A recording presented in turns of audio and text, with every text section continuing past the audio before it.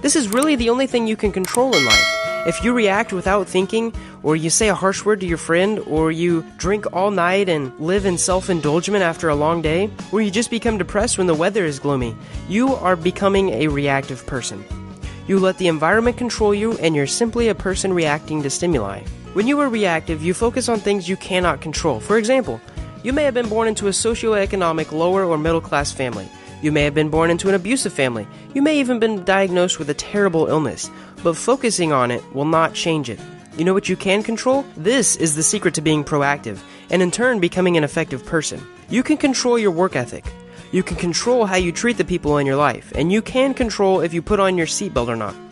By focusing on things that you can control, you bring more power into your life and widen your circle of influence. So in short, reactive people are people who complain a lot instead of actually going out and changing their actions, and proactive people understand that even if their complaining was justified, complaining about it wouldn't change anything. It would just be negative toxins in their life, polluting their social environment of their peers. See, most people choose to complain simply because it's easier. So let's move on to the second habit. How do you want people to think of you at your funeral? The second habit is all about becoming the person you want to be by thinking deeply about how other people think of you. Now, I'm a mature enough person to not really care what most people think of me, but I do care what my loved ones think of me. I want my girlfriend to think I'm loyal, trustworthy, and fun to be around. And because of this, I'm not going to cheat on her, I'm not going to lie to her, and I'm not going to fill our conversations with complaints or negative thoughts. See, when you die and there's a crowd of people standing around your coffin, what will they say? What will their best memories of you or their worst memories of you be? Think about the end before any major decision, and this will help you become a more effective person. Do you want to be remembered as a person who added value to society? Maybe start filling your Facebook statuses with more positivity and upbeat content. Basically, are you doing the things that allow you to say you've become the person that you want to be? The second habit also goes into creation a bit. See, according to Stephen Covey, the author, everything is created twice. Once in the mind, and once in the physical, real world. The problem is that many things are created in the mind, but are never manifested into tangible things because we tell ourselves, I can't do it. A lot of time, the only thing stopping you from doing something is yourself. An even worse situation is when things aren't even created in the mind at all. For some people, debt, drugs, despair, or other life problems prevent a person from thinking about creation, and only on the negative outcomes of their situation. And this is where the first habit comes back. Stop focusing on what you can't control, and you'll be able to create more. You'll be able to add more value to the world. The last thing Stephen Covey mentions in this chapter is something called a personal mission statement. Now, this is a one-line sentence that you can rely on to give you a sense of purpose in the world. A very simple mission statement is, I want the world to be better because I was here. In fact, that's Will Smith's personal mission statement. Oprah wants to be a teacher and to be known for inspiring my students to be more than they thought they ever could be. If you keep this mission statement in mind when you make every decision, you will always keep the end in mind. Now that we've talked about the end, let's talk about the beginning. So Stephen Covey came up with this thing called the urgent and important matrix. Basically, everything you can do falls into one of 4 categories. Here's a super easy graphic that can make it easier to understand. Basically, anything urgent is something that needs to be done as soon as possible, and anything important is something that makes us effective.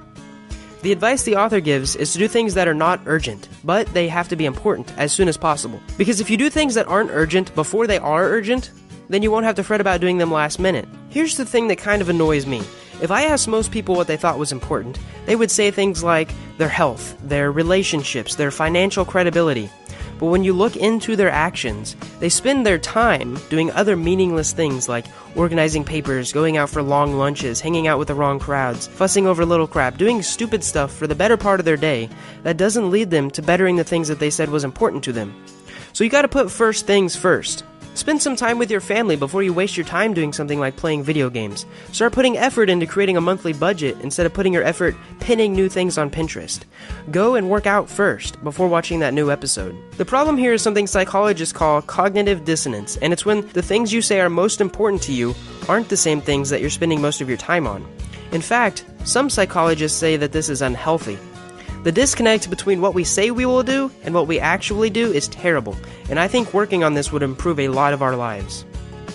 So the first 3 habits are about managing yourself and what you can do independently. There are things you can make changes, mindsets you can alter, and attitudes you can adjust to. They set the foundation for the next 3 habits, which have to do with becoming an effective person in society and involve being dependent. So the fourth habit is called Think Win-Win. Stephen Covey says that there are 6 types of relationships, and you can think of them as personal, business, or even biological animalistic relationships. The first 2 are what most people think the world is made of: lose-win or win-lose, which means for me to win, you have to lose, or the other way around. People with this type of mentality think that to have the largest skyscraper in the neighborhood, they must tear all the other skyscrapers down. You should avoid these situations because someone will lose, even if the net gain is 0. In fact, most people don't even agree to us unless they believe in reciprocal altruism in the long run. Win-lose is like a parasite, where one wins and the other loses. The next relationship that we're going to talk about is just toxic and nasty. It's called lose-lose. The best example I can think of is there's a story where this couple got married. A couple years later, they decided to get divorced, but the man knew that his ex-wife would win half of everything that he owned in court. But he had quite the ego, and he didn't want her getting his Ferrari or Lamborghini, so he sold them both for $10 each. See, both people in this situation lost a substantial amount of value because of their hatred, and you should definitely avoid any type of relationship like this. Now, the next 2 relationships are not bad, but they should also be avoided. Solely win relationships aren't really a relationship at all, since they only affect one person. People in this type of relationship don't care what anyone else gets as long as they get what they want. It's actually very selfish. Now, the next relationship is called no deal. Now, no deal is a neutral mentality, and it's actually the most preferable one if the last one is not offered. Basically, each individual agrees that if both parties don't win, there is no deal. In other words, it's completely unselfish. If I can't get what I want without you benefiting too, it's not worth it and there's no deal. Now, the next relationship we're going to talk about is called win-win, and these happen in couple relationships or business relationships and even in ecology. Mutualistic relationships or symbiosis is a term when 2 animals benefit from living together. For you to win, the other person does not have to lose. I could buy and read a book that gives me huge insight into a recent problem I'm dealing with, and because of this, I benefit from the advice and the author benefits from the money. I can make a video and upload it to YouTube and benefit from the advertisement revenue, and the viewers will benefit from the life-changing perspective. So start searching for win-win relationships, and you will surely become an effective person. Aha, the next habit. I love this habit.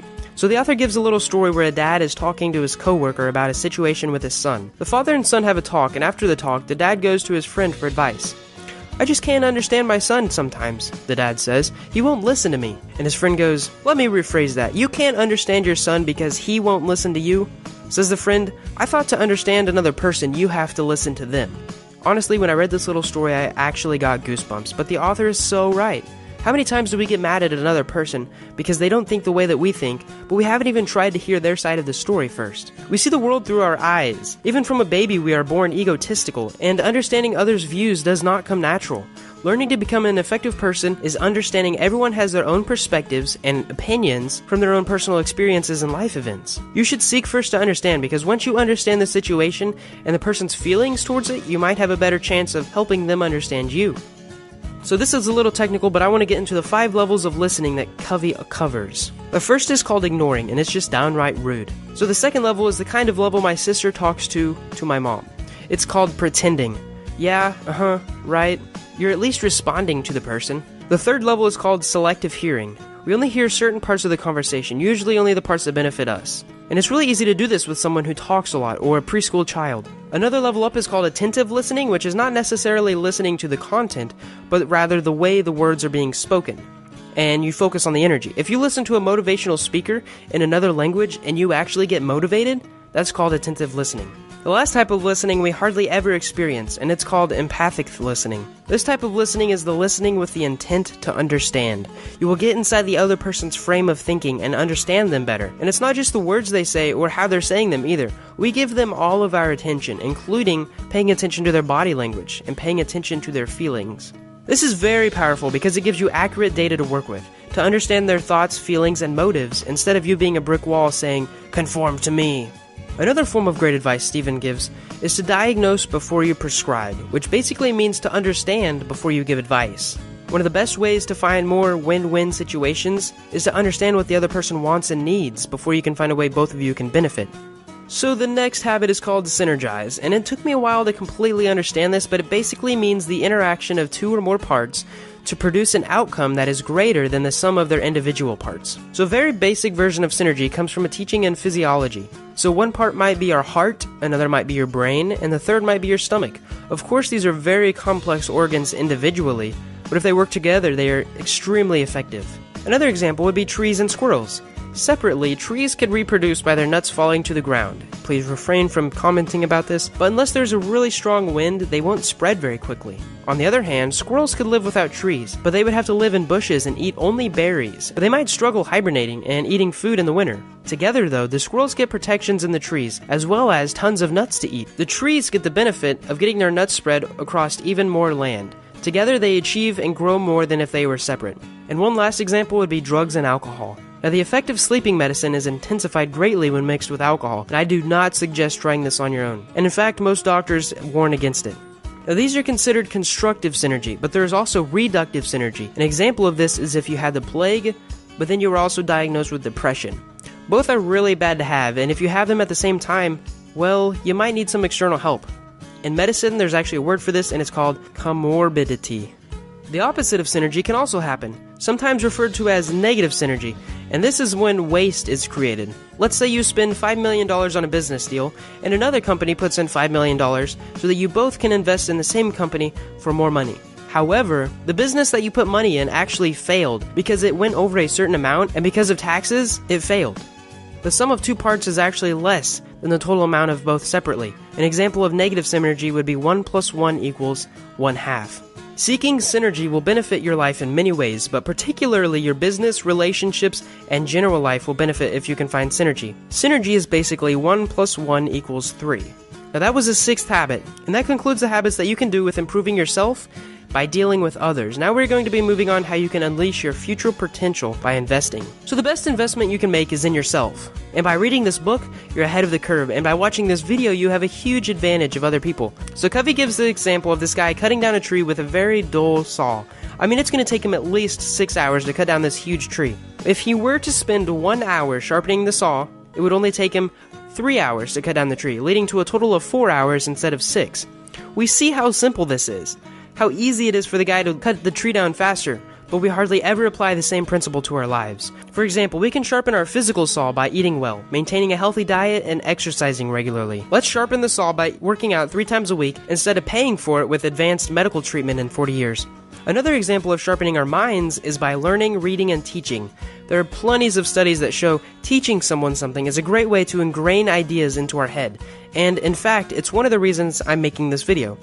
Instead of reading the instruction manual, we try to do it ourselves and waste 3 hours when we could have humbled ourselves and sharpened our mental saw. Covey also suggests sharpening some other areas of our life, such as emotional and spiritual areas. You can invest in your relationships with others in many ways, some of which include spending time with your friends, playing games with your family, or studying with classmates. Enriching your spiritual life is also important. Whether you're religious or not, listening to music, engaging in creating art, and spending time in prayer or meditation will always add value to your life in the long run. Living a meaningful and effective life doesn't just happen. You have to make time to cultivate the areas of your life you want to produce fruits, and you do this by sharpening the saw. I hope after watching this video you've gained at least one gold nugget of knowledge or practical life advice that may move you in the right direction to becoming a more effective person. If you like this video, please leave a big fat like, and if you want more educational and valuable life improving videos like this, then subscribe. Thanks for watching.